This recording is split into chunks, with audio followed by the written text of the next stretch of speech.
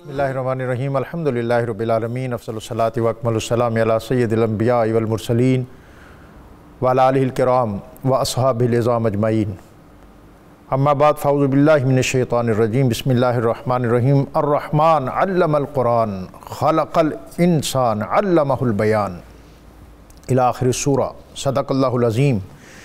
رحمان نے اپنے حبیب کو سکھایا ہے قرآن، پیدا فرمایا انسان کو، نیز اسے بیان سکھایا۔ لفظ لفظ نور اور حرف حرف روشنی سے آراستہ نور قرآن کے ساتھ طاہر بخاری آپ سے مخاطب ہے۔ ناظرین، ماہ رمضان المبارک کے ان بابرکت ایام اور سعید ساعتوں میں ہم قرآن پاک کے مختلف علوم و معارف، ان کی مختلف آیات اور صورتوں کے تناظر میں سیکھنے، جاننے اور سمجھنے کی کوشش کر رہے ہیں۔ اسی تسلسل میں آج کا ہمارا موضوع سورۃ الرحمن، جس کو قرآن پاک کی دلہن یعنی عروس القرآن کہا گیا ہے۔ ایک روایت ہے کہ یہ مکی عہد میں نازل ہوئی اور حضرت عبداللہ ابن مسعود انہوں نے ایک ایسے موقع پر صحن کعبہ میں تلاوت کی جب صحابہ کرام انہوں نے آپس میں مشورہ کیا کہ ہمارے امور اور ہمارے عقائد پر کفار بہت زیادہ معترض ہوتے ہیں، لیکن براہ راست ان کو قرآن پاک سننے اور سمجھنے کے لیے بھی تو کوئی موقع میسر آنا چاہیے۔ چنانچہ اس مشاورت کے بعد مختلف صحابہ نے یہ اس خواہش کا اظہار کیا کہ وہ صحن کعبہ میں قرآن پاک کی تلاوت کریں گے، لیکن حضرت عبداللہ ابن مسعود انہوں نے لیڈ لی اور انہوں نے کہا کہ صحن کعبہ میں جہاں کفار اور مشرکین اپنی مختلف مجلسیں آراستہ کر کے بیٹھے ہوئے ہیں، ان کے درمیان جا کے میں قرآن پاک پڑھوں گا۔ اور ابھی یہ گفت و شنید کا سلسلہ جاری تھا کہ حضرت عبداللہ ابن مسعود صحن کعبہ میں مقام ابراہیم کے پاس جا کر آپ نے سورہ رحمان کی تلاوت شروع کی۔ سورہ رحمان، اس کا الفاظ کا شکو، اس کی ردیف بندی، اس کی قافیہ پیمائی اور اس کے جملوں کی شہامت، کفار ابتدائی طور پر تو زیادہ متوجہ نہ ہوئے، اس لیے کہ ان کے خیال میں عبداللہ ابن مسعود اور پھر ان کی زبان سے نکلنے والے الفاظ شاید ابھی اتنے قابل توجہ نہیں تھے۔ ان کا خیال تھا کہ کلام کہنے والا کون آدمی ہے، اس کا قبیلہ کیسا ہے، اس کی انفرادی شخصیت کیسی ہے، لیکن یہ اللہ کے دین کی برکت ہے کہ وہ جس کو اپنے دائرہ رحمت میں لیتا ہے پھر اس کو عزتوں عظمتوں سے بھی سرفراز کرتا ہے۔ حضرت عبداللہ ابن مسعود آپ کی صدائیں سورہ رحمان کی آیات کی تلاوت کے ساتھ صحن کعبہ میں بلند ہوئیں اور کفار جو ہیں مشرکین ان پر ایک ہیبت طاری ہو گئی۔ ابتدائی طور پر انہوں نے اس کو نظر انداز کرنے کی کوشش کی، لیکن بالآخر ان کا صبر کا پیمانہ اور ضبط کا دائرہ لبریز ہوا اور انہوں نے حضرت عبداللہ ابن مسعود پر حملہ کر دیا۔ لیکن حضرت عبداللہ ابن مسعود بتدریج سورہ رحمان کی تلاوت فرماتے رہے اور اس کی روشنی اور رنگتیں، نگہتیں، خوشبوئیں صحن کعبہ میں بکھیرتے رہے۔ یہ کوئی نیا منظر نہیں، اس مکہ کی وادی نے اس طرح کے مناظر بہت سے دیکھے۔ حضرت بلال دہکتے کوئلوں پر احد احد کی صدائیں بلند کرتے تھے، اور اقبال نے اسی مقام پہ کہا تھا کہ جفا جو عشق میں ہوتی ہے وہ جفا ہی نہیں، ستم نہ ہو تو محبت میں کچھ مزہ ہی نہیں، چمی گویم مسلمانم بلرزم کے دانم مشکلات لا الارا۔ اوائل دور میں جب ہم صحابہ اکرام رضوان اللہ علیہم اجمعین کے یہ واقعات پڑھتے ہیں کہ انہوں نے قرآن پاک سننے، سمجھنے اور سیکھنے میں اور پھر اس کے ابلاغ میں کتنی مشکلیں اٹھائیں، تو پھر ہمیں اندازہ ہوتا ہے کہ ہمیں قرآن کس قدر آسانی اور سہولت کے ساتھ آج میسر آ رہا ہے، اور پھر بھی ہم اپنی ساری طاقت اور توانائی اس سمت لگانے میں تھوڑا اعراض کرتے ہیں۔ حضرت عبداللہ ابن مسعود اور حضرت عمار، حضرت بلال، نہ جانے اور کیا کیا صحابہ اکرام کے واقعات، وہ جو اقبال نے کہا تھا کہ چمک اٹھا جو ستارہ تیرے مقدر کا، حبش سے تجھ کو اٹھا کے حجاز میں لایا، ہوئی اسی سے تیرے غم کدے کی آبادی، تیری غلامی کے صدقے ہزار آزادی، وہ آستہ نہ چھٹا تجھ سے ایک دم کے لیے، کسی کے شوق میں تو نے مزے ستم کے لیے، جفا جو عشق میں ہوتی ہے وہ جفا ہی نہیں، ستم نہ ہو تو محبت میں کچھ مزہ ہی نہیں۔ قرآن پاک سمجھنا، سیکھنا اور پڑھنا، اور پھر صحن کعبہ، اور پھر نبی اکرم رسول محتشم صلی اللہ علیہ وآلہ وسلم کی پاکیزہ مجلس، آج اس تناظر میں ہم سورہ رحمان، اس کے مضامین، اس کے علوم و معارف، اس سے اکتساب فیض کریں گے، اور ہمیشہ کی طرح ہمارے ساتھ بہت معروف اور معتبر شخصیات موجود ہیں۔ علامہ مفتی محمد اقبال چشتی صاحب، علامہ سید علی رضا شاہ صاحب، اور حمد باری تعالیٰ کے لیے ہمارے ساتھ موجود ہے محمد ہمایوں قادری۔ اپنے مہمانوں کو خوش آمدید کہتے ہوئے ہمیشہ کی طرح اللہ رب العزت کا ایک اسم مبارک القدوس، ہر عیب سے پاک، اس اسم مبارک کی برکت یہ ہے کہ جو شخص کثرت کے ساتھ القدوس کا ورد کرتا ہے تو اللہ تعالیٰ اس کی زندگی کو طہارت اور پاکیزگی کے ولولوں اور جذبوں اور دائیوں سے آراستہ کرتا ہے۔ اللہ تعالیٰ ہماری زندگی کو پاکیزگی اور طہارت کے دائیں اور جذبے مستقل بنیادوں پر عطا کرے۔ مفتی صاحب، آج کا موضوع اور سورہ رحمان، اور سورہ رحمان، اس کے الفاظ، اس کا شکو اور اس کی ردیف بندی، اس کی قافیہ پیمائی، اور پھر اس میں فصاحت و بلاغت، اس کا جوبن اور شباب، میں ابتدائی طور پر چاہوں گا کہ اس کے آپ فضائل اور مضامین یہ آپ عطا فرمائیں، اور اس کے بعد پھر چیدہ آیات جو ہیں اس کے اہم مضامین پر ہم آپ سے رہنمائی لیں گے۔ بسم اللہ الرحمن الرحیم۔ ڈاکٹر صاحب، یہ نور قرآن پروگرام کی برکت ہے کہ ماہ رمضان المبارک کے ان پر نور لمحات میں ہمیں سحری کے بعد اس وقت تک قرآن مجید کا نور حاصل کرنا اس پروگرام کی نسبت سے حاصل ہو رہا ہے۔ اور یہ رمضان شریف کا اصل جو دائیہ اور جذبہ ہے وہ تو ہے ہی، یہ ہے ہی قرآن کا مہینہ۔ رمضان اور قرآن دونوں ساتھ ساتھ ہیں، اور اس حوالے سے ہمارے سامعین بھی اور یہ ہمارے انتظامیہ کے لوگ بھی خوش قسمت ہیں کہ ان کو نور قرآن میں حصہ لینے کی اللہ سعادت عطا فرماتا ہے۔ اور اس میں آپ جیسے اسکالر اور علماء جو ہیں ان کی جو ہمیں سرپرستی میسر ہے، اس پر بھی یقیناً ہم آپ کے شکر گزار ہیں۔ چلیں ڈاکٹر صاحب، آپ کی محبتیں ہیں۔ سورہ رحمان، نبی اکرم صلی اللہ علیہ وسلم نے سورہ رحمان ایک مرتبہ تلاوت فرمائی صحابہ کرام کے سامنے، تو صحابہ کرام بڑے پیار اور محبت سے سنتے رہے۔ تو نبی پاک علیہ السلام نے بعد میں فرمایا، میں نے جنات کو یہ سورت سنائی، وہ تو بولے اور تم چپ رہے۔ تو صحابہ کرام نے عرض کی، یا رسول اللہ صلی اللہ علیہ وسلم، جنات نے کیا کہا؟ فرمایا، جب بھی میں یہ پڑھتا تھا فَبِأَيِّ آلَاءِ رَبِّكُمَا تُكَذِّبَانِ، تو جنات اس پر کہتے تھے، یا اللہ ہم تیری کسی نعمت کا انکار نہیں کرتے، تیری تمام نعمتوں کو مانتے ہیں۔ ڈاکٹر صاحب، حضرت سیدہ فاطمہ الزہرا سلام اللہ علیہا آپ روایت فرماتی ہیں کہ سورہ رحمان، سورہ حدید اور سورہ واقعہ، ان تین سورتوں کی تلاوت کرنے والوں کو زمینوں اور آسمانوں میں جنت الفردوس کا رہائشی اور مکین کہہ کے پکارا جاتا ہے۔ واہ واہ واہ واہ، یعنی اس دنیا میں نیشنلٹی مل جاتی ہے۔ نیشنلٹی مل جاتی ہے۔ یہ ذرا دہرا دیں، ہمارے سامعین متوجہ ہو جائیں۔ سورہ واقعہ، سورہ حدید اور سورہ رحمان کی تلاوت کرنے والوں کو زمین و آسمان میں جنت الفردوس کا مکین کہہ کے پکارا جاتا ہے۔ ان کا سٹیٹس تبدیل ہو جاتا ہے۔ کیا کہنے۔ اور آپ نے بھی حضرت مولا کائنات کے حوالے سے بیان کیا کہ یہ قرآن پاک کے اندر اس کا جو مقام ہے یہ پورے قرآن کی زینت ہے۔ سبحان اللہ۔ اب سورہ رحمان کی عزت و عظمت کے لیے اتنا کافی ہے، الحمد کے الف سے لے کر والناس کی سین تک سارا خدا کا کلام اپنے حسن و زینت میں لاجواب ہے، اور اس بے عیب کلام کی زینت سورہ رحمان ہے۔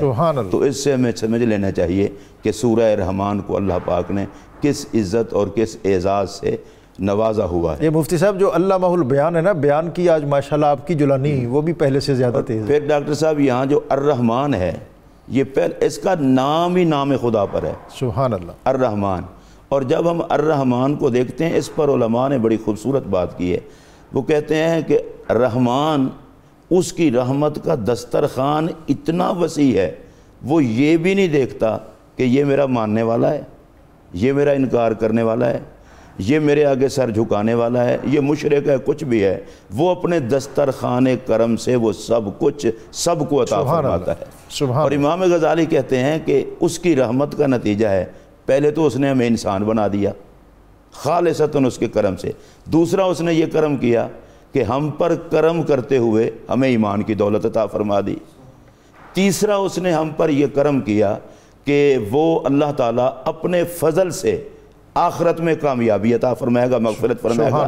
اور امام غزالی کہتے ہیں اس وقت تو کرم کی حد ہو جائے گی کہ جب اپنے چاہنے والوں کو وہ اپنا دیدار عطا کرائے گا، دیدار عطا فرمائے گا۔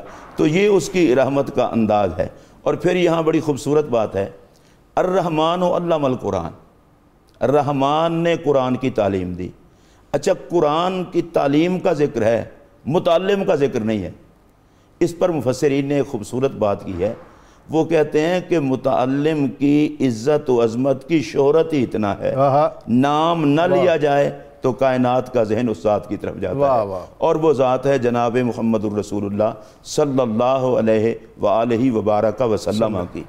اچھا، پھر یہاں پر ایک ہے رحمان، ایک ہے متعلم نبی پاک، ایک ہے قرآن۔ ڈاکٹر صاحب ایک خوبصورت بات یہ ہے، معلم رحمان ہے، متعلم رحمت للعالمین ہے، اور جو کتاب ہے وہ رحمت ہے۔ اس کا مطلب یہ ہے تینوں حیثیتوں سے اگر ہم دیکھیں، جو بندہ قرآن سے، نبی پاک سے اور خدا سے تعلق جوڑ لیتا ہے اسے رحمت گھیر لیتی ہے۔ سبحان اللہ۔ اور اس میں ایک اور نقطہ بھی ہے، تعلیم قرآن دینے والوں کو رحمت کا پہلو مد نظر رکھنا چاہیے۔ سبحان اللہ۔ رب نے اپنے حبیب کو پڑھایا تو رحمت کے خاص جلووں میں۔ اب میں لمبی چوڑی تو ہمارے پاس وقت نہیں ہوتا، لیکن اتنا ضرور کہتا ہوں، جب قرآن میں سب کچھ ہے تو نبی پاک کو رب نے سب کچھ پڑھایا ہوگا۔ کوئی استاد بھی ایسا نہیں ہوتا کہ کتاب کا کچھ حصہ بتا دے اور کچھ نہ بتائے، یہ تو دیانت کے خلاف ہے۔ جب سارے چاہتے ہیں کہ میں ساری کتاب اپنے شاگردوں کو سمجھا دوں، جب پڑھانے والا خدا ہو، پڑھنے والے مصطفیٰ ہوں اور ہو کتاب الہی، تو پھر اللہ نے جو کچھ قرآن میں ہے وہ سب کچھ محبوب کو عطا فرما دیا۔ اس پر علماء نے لکھا ہے کہ علم مصطفیٰ سے رب نے کوئی چیز چھپائی نہیں۔ سبحان اللہ۔ اور ڈاکٹر صاحب ہمارے ہاں عام ان پڑھ لوگوں میں یہ شوشہ چھوڑا جاتا ہے، جی فلاں چیز نہیں، فلاں چیز نہیں۔ اللہ قرآن میں کہتا ہے وَعَلَّمَكَ مَا لَمْ تَكُنْ تَعْلَمْ وَكَانَ فَضْلُ اللَّهِ عَلَيْكَ عَظِيمًا۔ جس چیز کا آپ کو علم نہیں تھا وہ سارے کا سارا جنوا دیا، اور یہ اللہ کا فضل عظیم ہے۔ تو کوئی چیز رب نے چھپائی نہیں۔ اور آگے فرمایا خَلَقَ الْإِنسَانَ عَلَّمَهُ الْبَيَانَ۔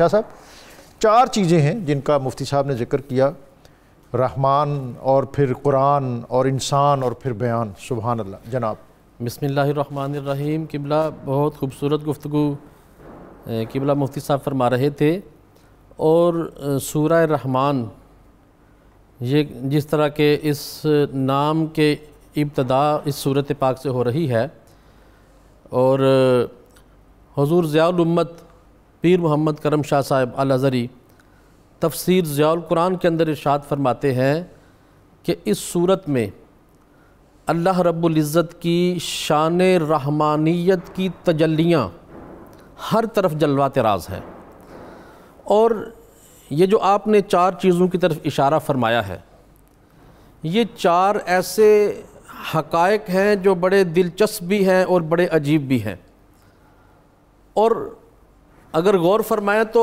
ہم وزن بھی ہیں۔ الرحمن اور الرحیم، یہ جو دو اللہ رب العزت کے اسماء گرامی ہیں، یہ ان دونوں کا مادہ ایک ہے۔ الرحیم اور الرحمن کا مادہ رحمت سے ہے۔ ان دونوں الفاظ کے علاوہ کوئی لفظ ایسا نہیں جو اللہ کہ دو اسماء کو آپس میں جوڑنے والا ہو، اور جب رحمت کامل ہو اور مستقل ہو تو اسے رحیم کہتے ہیں، اور رحمان کا معنی ہے جب اس کی رحمت کا سمندر اپنے پورے جوبن پر ہو تو اسے الرحمن کہتے ہیں۔ سبحان اللہ۔ الرحمن علم القرآن، یہاں اہل علم فرماتے ہیں کہ علم یعلم یہ متعدی بدو مفعول ہے، یعنی یہ دو مفعول چاہتا ہے۔ تو ایک مفعول کا تو یہاں پر ذکر کیا علم القرآن، اس نے قرآن کی تعلیم دی، مگر تعلیم کس کو دی اس کا یہاں پر ذکر نہیں فرمایا۔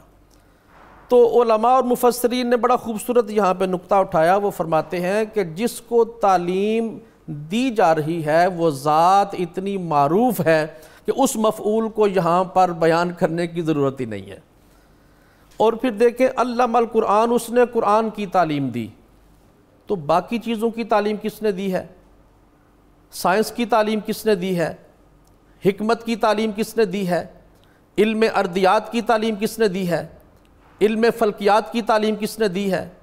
باقی تعلیم بھی تو وہی دینے والا ہے، مگر اللہ کی رحمت کا عظیم شاہکار ہے یہ قرآن مجید، تو اس کو بطور خاص اللہ رب العزت نے ذکر فرمایا کہ علم القرآن کے باقی چیزوں کی تعلیم دینے والی ذات بھی وہی ذات ہے، مگر اس کی جو شان علم کا اور شان رحمانیت کا جو فیض قرآن سے جو چشمے پھوٹ رہے ہیں وہ کسی اور چیز سے نہیں۔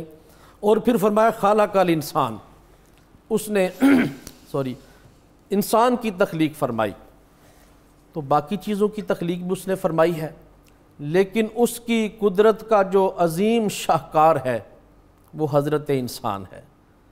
اور پھر فرمایا علمہ البیان، اس نے بیان سکھایا انسان کو باقی چیزیں بھی اس نے عطا فرمائی ہیں، اس کو دیکھنے کی قوت عطا فرمائی ہے، سننے کی قوت عطا فرمائی ہے، پکڑنے کی قوت عطا فرمائی ہے، چلنے کی قوت عطا فرمائی ہے، لیکن جو چیز انسان کو حیوان سے ممتاز کرتی ہے، جس کی وجہ سے اس کو حیوان ناطق کہتے ہیں، وہ بیان کی قوت ہے۔ اور آج کی ہماری میڈیکل سائنس کہتی ہے کہ انسان کے دماغ میں جو سپیس ہے اس میں سب سے زیادہ سپیس جس چیز کے لیے ہے اس کو ہم سپیچ کی پاور کہتے ہیں، اس کو ہم بیان کی طاقت کہتے ہیں۔ تو یہ دیکھیں کیسا خوبصورت ایک ایک لفظ کیسا پیارا ہے، یعنی یہ جو انسان کا برین ہے، ذہن ہے، اس کے اندر مختلف ایریاز ہیں بالکل، اور اس میں کوئی چیز ریسیو ہوتی ہے اور پھر ریپروڈیوس ہوتی ہے۔ مفتی صاحب، یعنی علوم آپ سیکھتے ہیں پھر اس کا ابلاغ کرتے ہیں، یہ بیان کے حوالے سے بہت بنیادی چیز ہے۔ آپ کے جیسچر ہیں، اس سے لگ رہا ہے کہ کچھ اور نکات جو ہیں وہ بھی باہر آنے کے لیے کچھ بےتاب ہیں۔ جناب ڈاکٹر صاحب، یہاں خالق الانسان میں کا ترجمہ جو امام احمد رضا فاضل بریلوی رحمۃ اللہ علیہ نے کیا ہے، سبحان اللہ، وہ دل میں اتر گیا ہے۔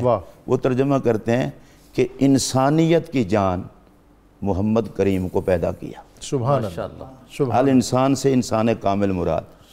اور یہ خالق الانسان کا جب یہ ترجمہ کیا جاتا ہے نا کہ محمد کریم کو پیدا کیا، تو ڈاکٹر صاحب مجھے یہ لگتا ہے کہ قرآن کی وہ ساری آیتیں اس پر جھومتی ہیں جہاں اللہ اپنے محبوب کو کہتا ہے فلا و رب کا اذ قال ربو کا، محبوب آپ کا رب، آپ کا رب، آپ کا رب۔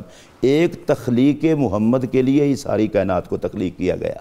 جو اس کے بعد ہے علمہ البیان، کہ محمد عربی کریم کو پیدا کیا اور انہیں بیان کی تعلیم دی، اظہار ما فی الضمیر، ہر انسان کو اللہ پاک نے نطق دیا ہے، لیکن جو لہجہ میرے پاک نبی کا تھا وہ تو حضور کا تھا۔ واہ، خدا کی خدائی میں جو لہجہ خدا میں بولتا ہے وہ محمد عربی کریم کی ذات ہے، سبحان اللہ۔ ہم جب دیکھتے ہیں کہ رسول اللہ علیہ السلام، نبی پاک علیہ السلام کو اللہ نے قرآن کی تعلیم دی ہے، تو میں اس پر ایک بات عرض کروں گا۔ رسول اللہ علیہ السلام کے ایک غلام کا واقعہ امام شعرانی نے نقل کیا ہے، وہ رسول اللہ کی امت کے ولیوں میں سے تھے۔ وہ کہتے تھے الف لا، الف سے لے کر یا تک کوئی ایک حروف تہجی میں سے حرف پڑھو، میں ساری شریعت اس سے بیان کر دوں گا۔ واہ، اور یہ ان کو کہاں سے ملا تھا؟ ہر روز وہ نبی پاک کا دیدار کرتے تھے۔ سبحان اللہ۔ تو ایک حرف، اچھا میں کبھی سوچتا ہوں کہ جس نبی پاک کے در کے فقیروں کا علم اتنا ہے کہ ایک حرف تہجی سے پوری شریعت بیان کر دیتے ہیں، مصطفیٰ خدا سے پڑھیں، اس کا اندازہ اگر کوئی عقل مند لگانا چاہے تو میں اسے بے عقل ہی کہوں گا۔ یہاں اندازہ لگانے کی کوئی ضرورت نہیں۔ علم خدا کو اللہ نے فضل عظیم کہا ہے، اور فضل عظیم کا مطلب یہ ہے فضل حساب کتاب میں نہیں لایا جا سکتا۔ اچھا، نبی پاک علیہ السلام کو اللہ نے حسن بیان کیوں؟ حضور علیہ السلام فرماتے ہیں اللہ نے جس نبی کو بھیجا ہے اسے دو چیزیں بطور خاص عطا کی ہیں، ایک چہرے کا حسن، ایک آواز کا حسن۔ ڈاکٹر صاحب، جس کو دیکھنے کو جی نہ چاہے اس کی بھی کوئی نہیں سنتا، اس کی بات سننے کو دل ہی نہیں چاہتا، دل ہی نہیں چاہتا۔ اسی لیے اللہ نے سارے نبی سونے بنائے ہیں، اور میں دعا کرتا ہوں اللہ کسی کوڑے سے کبھی واسطہ نہ ہمارا نہ ڈالے دنیا اور آخرت میں۔ اور دوسری بات یہ ہے کہ ہر نبی کو اللہ نے لہجے کا، آواز کا حسن دیا ہے۔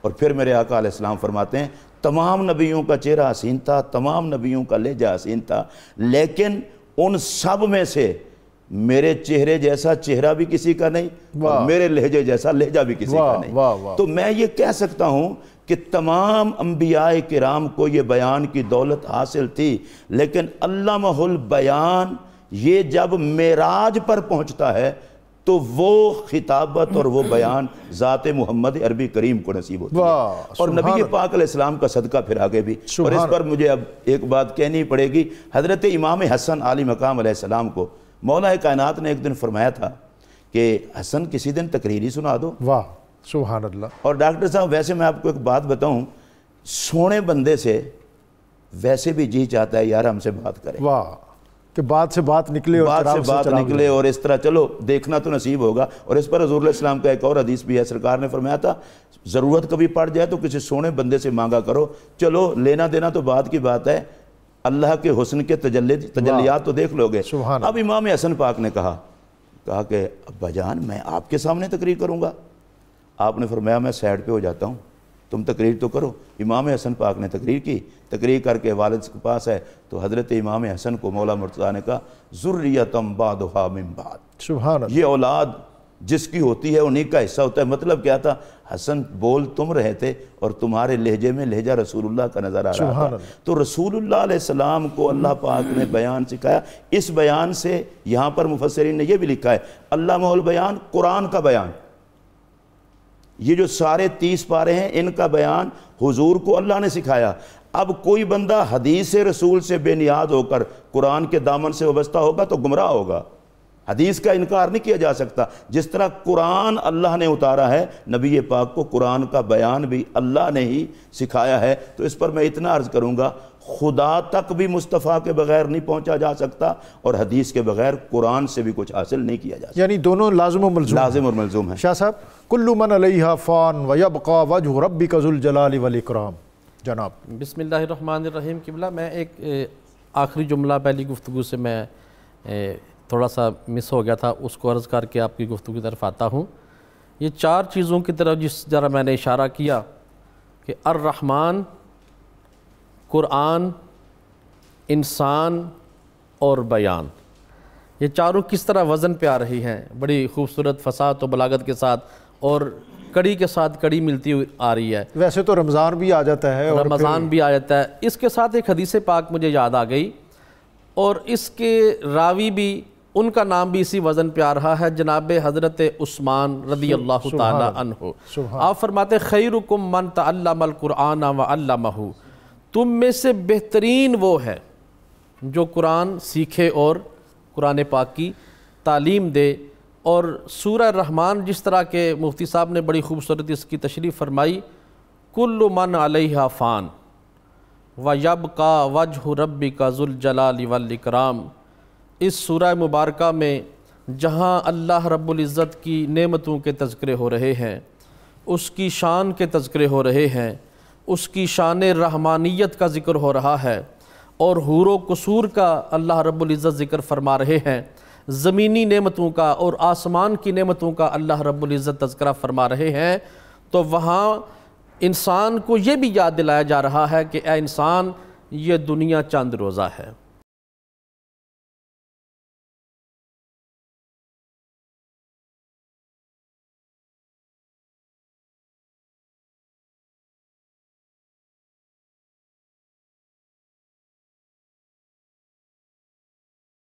وَلِمَنْ خَافَ مَقَامَ رَبِّهِ جَنَّتَانِ۔ ڈاکٹر صاحب اس سے پہلے جو بات ہو رہی تھی اس کو ساتھ میں ملاتا ہوں، کل من علیہا فان، اللہ فرماتا ہے تم میں سے ہر کسی نے فنا ہونا ہے، اور اس کے آگے اللہ فرماتا ہے فَبِأَيِّ آلَاءِ رَبِّكُمَا تُكَذِّبَانِ، یعنی یہ انسان نے فنا ہونا ہے، یہ بھی اللہ کی نعمت ہے۔ واہ، یاد ماضی عذاب ہے، یا رب چھین لے مجھ سے حافظہ میرا۔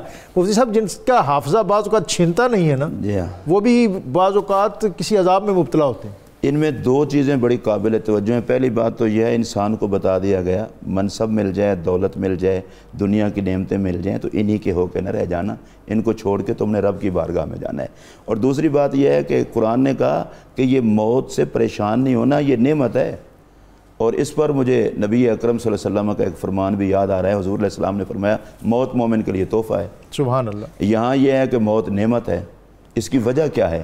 اصل میں بات یہ ہے جو مومن ہوتا ہے دنیا کی مصیبتوں سے جان چھڑا کر اللہ کی رحمت کی طرف چلا جاتا ہے تو یہ موت نعمت ہے. ایک جو بات میرے ذہن میں تھی جس کے لیے میں نے کی وہ بات پہلے والی اپنی، بہت سے بیچارے عمر رسیدہ لوگ ایسے بھی ہیں جو سنگین نوعیت کی بیماریوں میں مبتلا ہیں، رات دن کرب میں رہتے ہیں اور یہ زندگی ان کے لیے ایک وبال بن جاتی ہے. اور موت کی میں آپ کی بات سمجھ گیا ہوں. اگر موت نہ ہوتی تو بندے تڑپتے موت کے لیے، ترستے اور مانگتے کہ ہم بوجھ بن گئے ہیں، چلا نہیں جاتا، اٹھا نہیں جاتا. اللہ پاک نے احسان کیا. اور دوسری بات جو ایک مومن کے لیے خوشی والی ہے، جس موت کے بعد آقا کا دیدار ہونا ہے وہ موت کیوں نہ نعمت. سبحان اللہ. اور آپ نے بات کی ہے وَلِمَنْ خَافَ مَقَامَ رَبِّهِ جَنَّتَانِ. اس کے شان نزول میں یہ ہے کہ حضرت سیدنا صدیق اکبر رضی اللہ تعالیٰ عنہ ایک دن قیامت کے مناظر کو اور یہ سارا کچھ پڑھ کے تو آپ رونے لگ گئے اور عرض کی اللہ کی بارگاہ میں، یا اللہ کاش میں چارہ ہی ہوتا جسے جانور کھا لیتے. یہ تو اتنا مسئلہ ہے. اللہ نے قرآن کی آیت نازل کی وَلِمَنْ خَافَ مَقَامَ رَبِّهِ جَنَّتَانِ کہ جس کو رب کا خوف ہوتا ہے اس کے لیے تو جنات عدن میں 2 باغات ہیں. سبحان اللہ. اچھا ان 2 باغات پہ مفسرین نے بڑی خوبصورت بات کی ہے کہ جنت میں رب 2 باغ کیوں دے گا؟ تو فرمایا جنت میں 2 باغ اس لیے دے گا، ایک باغ میں فیملی سمیت رہو، دوسرے باغ میں یاروں دوستوں کے ساتھ گپ شپ کیا کرو. واہ واہ واہ واہ. یہ اللہ تبارک و تعالیٰ انعام عطا فرمائے گا. اس سے یہاں محسوس ہوتا ہے اگر اللہ یہاں بھی کسی کو اچھا گھر دے کہ جس کے پاس دوست و احباب کے لیے بیٹھنے کی اچھی جگہ ہو تو یہاں کا گھر بھی جنت نما ہو سکتا ہے. سبحان اللہ. اس پر ایک روایت میں آپ کو عرض کر کے گفتگو کو ختم آگے بڑھاتے ہیں. سیدنا عمر فاروق اعظم رضی اللہ تعالیٰ عنہ کا دور ہے اور ایک آدمی تھا نوجوان اور وہ مسجد میں عبادت کا بڑا دنی تھا. ظاہر ہے وہ عبادت کا ہی دور تھا، لوگ بڑے عبادت اور اللہ سے تعلق رکھنے والے تھے.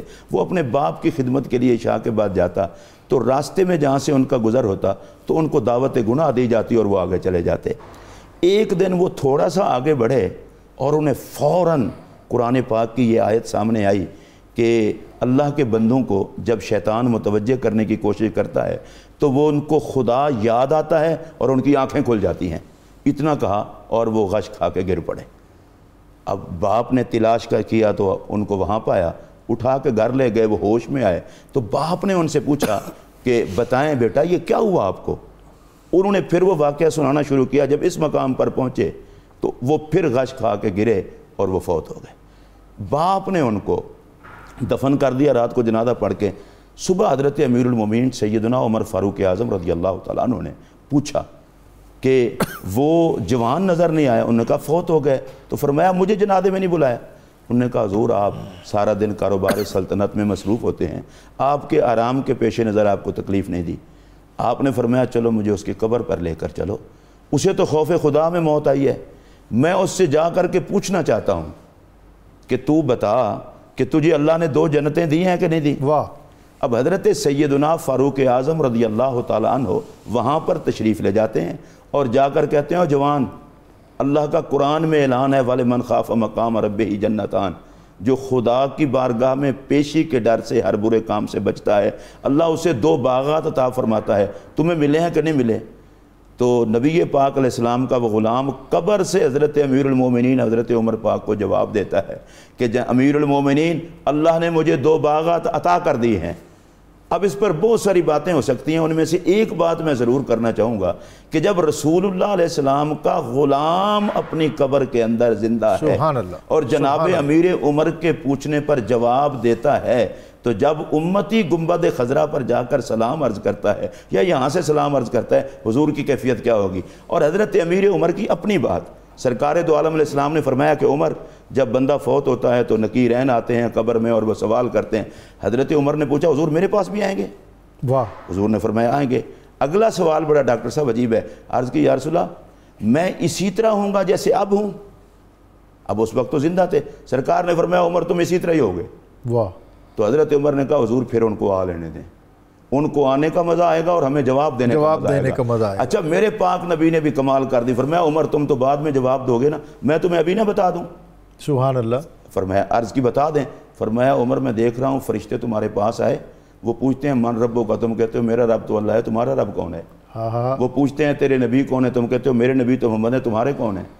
اور وہ پوچھتے ہیں تیرا دین کیا، تم کہتے ہو میرا تو اسلام ہے، تمہارا کیا ہے؟ عمر تجھے اگلی بات بتاؤں، وہ ایک دوسرے کو کہہ رہے ہیں پتہ نہیں آج امتحان دینے آئے تھے یا امتحان لینے آئے تھے۔ اور آخری بات میں یہ گزارش کروں گا، اس آیت سے پہلے جہنمیوں کا ذکر ہے اور ان کی سزا کا ذکر ہے۔ جب قرآن کا ایک خوبصورت انداز ہے، ایک طرف اہل جنت کا تذکرہ، ان کے انعامات، دوسری طرف اہل دوزخ کا تذکرہ اور ان پر عذاب۔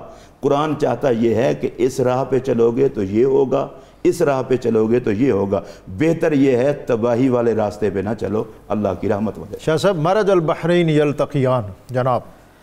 بسم اللہ الرحمن الرحیم۔ قرآن پاک کی یہ صورت مرج البحرین یلتقیان بینہما برزخ لا یبغیان، یہ اللہ رب العزت کی یہ بھی عجیب قدرت ہے کہ ایک طرف میٹھے پانی کی لہریں بہہ رہی ہیں اور دوسرے طرف جو ہے وہ کھارا پانی جو ہے اس کی لہریں بہہ رہی ہیں۔ فرانس کے ایک بحری محقق تھے کیپٹن کوسٹیو، وہ سمندروں میں تحقیق ان کا جو مشغلہ تھا، ان کی فیلڈ تھی، تو ڈاکٹر مورس بیکائی کے ساتھ ان کی ایک دفعہ بات چیت ہوئی تو انہوں نے کہا کہ میں نے ایک جگہ پڑھا ہے کہ جہاں پر میٹھے پانی کے چشمے ہیں وہیں ان کے ساتھ کھارے پانی کی بھی چشمے بہہ رہے ہیں۔ تو ڈاکٹر مورس بیکائی کچھ عرصہ پہلے مسلمان ہو چکے تھے، تو انہوں نے کہا کہ یہ جو آپ جس چیز کا ذکر کر رہے ہیں یہ تو قرآن پاک کے اندر موجود ہے۔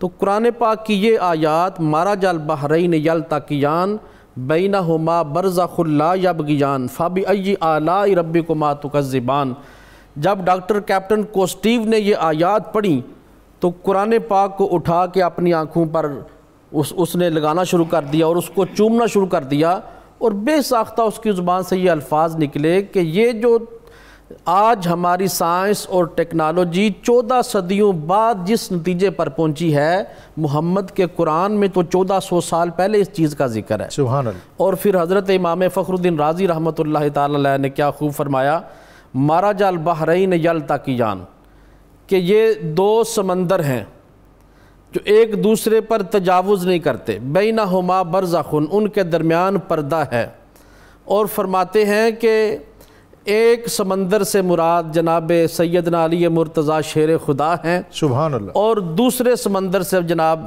مراد حضرت سیدہ پاک، حضرت سیدہ خاتون جنت سیدہ فاطمہ زہرا رضی اللہ تعالی عنہا ہیں۔ یہ استعارے ہمارے علماء نے بیان فرمائے ہیں اور فرماتے ہیں کہ بینہما برزخ لا یبغیان، کہ ان کے درمیان پردہ ہے اور جو ایک دوسرے پر تجاوز نہیں ہونے دیتا، اور پھر یخرج منہما اللؤلؤ والمرجان سے ہمارے علماء مراد لیتے ہیں کہ پھر ان سے لؤلؤ نکلتے ہیں، مرجان نکلتے ہیں، اور ان سے مراد حضرت امام حسن رضی اللہ تعالیٰ عنہ بھی ہیں اور حضرت امام حسین رضی اللہ تعالیٰ عنہ بھی۔ جی مفتی صاحب، اس سے آگے مضامین بڑے دلچسپ ہیں، فیہما عینان تجریان، اور پھر اس کے آگے ہل جزاء الاحسان الا الاحسان۔ جناب ڈاکٹر صاحب، اس سورہ پاک کے اندر بڑا عجیب سسٹم ہے، وَلِمَنْ خَافَ مَقَامَ رَبِّهِ جنتان، یہ کہہ کر اب ان دو باغوں کی آگے تشریح کی جا رہی ہے، جناب ان میں یہ بھی ہوگا، ان میں یہ بھی ہوگا، ان میں یہ بھی ہوگا۔ میں یہاں پر ایک گزارش کرنا چاہتا ہوں، قرآن بتا رہا ہے کہ اہل جنت کے مکانات کی تعریف بھی سنت خدا ہے۔ سبحان اللہ۔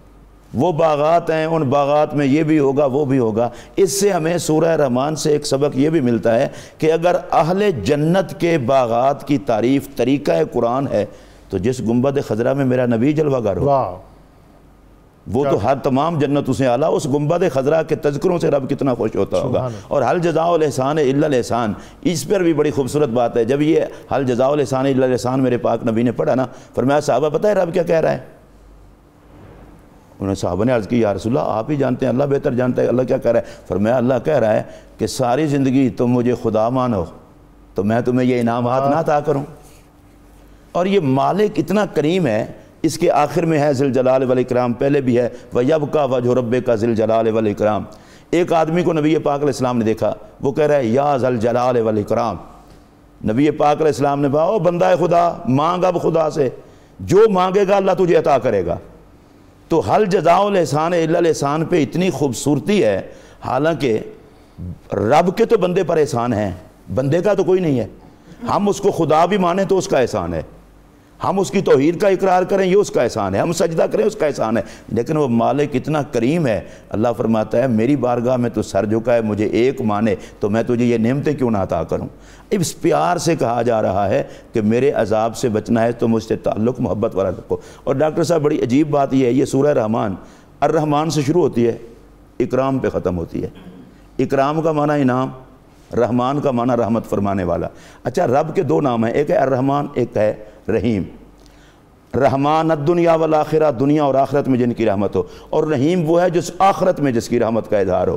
یہاں پر علماء نے لکھا ہے، حدیث پاک میں عرض کرتا ہوں، رب کی رحمت کے 100 حصے ہیں، ایک حصے سے پوری دنیا چل رہی ہے، 99 حصے اللہ نے آخرت میں کے لیے رکھے ہوئے ہیں، اور وہ آخرت میں محمد عربی کا صدقہ نبی کے غلاموں کو عطا کرے گا۔ سبحان اللہ۔ تو ڈاکٹر صاحب جس کی ایک حصے کی وجہ سے دنیا آباد ہے، جب قیامت کے دن محمد کریم علیہ السلام کا صدقہ حضور کی امت کے لیے 99 حصے رحمت کا اظہار ہوگا، تو اس دن امت محمدیہ پر کرم کتنا ہوگا۔ سبحان اللہ۔ اس کو آپ اپنا پیغام اور اختتامی کنکلوڈ کر دیں شاہ صاحب۔ جی آج کے یہ جی آج کا جو موضوع ہے سورہ رحمان، آیات اور مضامین تو اتنے پھیلے ہوئے ہیں کہ ظاہر ہے اس مختصر وقت میں اس کا احاطہ ممکن نہیں ہے، آپ پیغام دے دیں کیونکہ پروگرام کے بالکل آخری لمحے ہیں۔ بسم اللہ الرحمن الرحیم۔ قبلہ سورہ رحمان کو جیسے ہم نے اسٹڈی کیا، اس میں اللہ رب العزت کی نعمتوں کے جا بجا تذکرے ہیں، تو اس سے ہمارے لیے یہی پیغام ملتا ہے کہ اے بندہ مومن، اے رسول اللہ صلی اللہ علیہ وسلم کے غلاموں، تم دنیا کی زندگی کو ایسے گزارو جیسے تمہارا خدا چاہتا ہے، جیسے تمہارے نبی چاہتے ہیں، ان کی رضا کے مطابق اپنی زندگی کو گزارنے کی کوشش کرو، پھر دیکھو تمہارے لیے آخرت میں ہم نے کون کون سی نعمتیں تیار کر رکھی ہیں۔ ایسی نعمتیں نہ کسی آنکھ نے ان کو کبھی دیکھا، نہ کسی کان نے ان کے بارے میں سنا، ایسی اللہ رب العزت کی نعمتیں، اور اس صورت میں اور پورے قرآن مجید میں جن کے تذکرے ہیں، اللہ پاک ہمیں اپنی رضا کے مطابق اپنی زندگیوں کو ڈالنے کی توفیق دے۔ جب ہم اپنی زندگیاں اس کی رضا کے مطابق ڈالیں گے، پھر دین و دنیا کی جو ترقیاں اور نعمتیں ہیں وہ مفتی صاحب میسر آ جائیں گی۔ اور آج کے اس پروگرام کے حوالے سے میں اپنے علماء کا شکریہ ادا کرتے ہوئے آج کا وظیفہ، جو شخص نماز ظہر سے قبل 100 بار اللہ تعالیٰ کا اسم مبارک القدوس اس کا ورد کرے، اللہ تعالیٰ اس کی عبادت میں روحانیت پیدا کر دیتا ہے، گداز پیدا کر دیتا ہے، اور اس کو ایک توجہ اور کنسنٹریشن وہ عطا کر دیتا ہے۔ اللہ تعالیٰ ہمیں اپنی عبادت کے حوالے سے یکسوئی کی نعمت اس سے سرفراز کرے۔ اللہ کی بارگاہ میں حمد کے لیے محمد ہمایوں قادری۔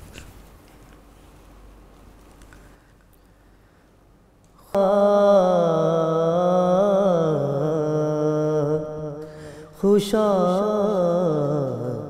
وہ دن حرم پاک،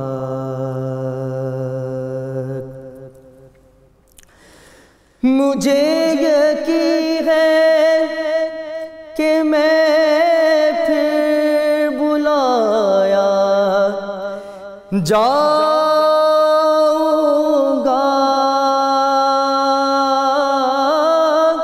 مجھے یقین ہے کہ میں پھر بلایا جاؤں گا، کہ یہ سوال بھی شامل میری دعا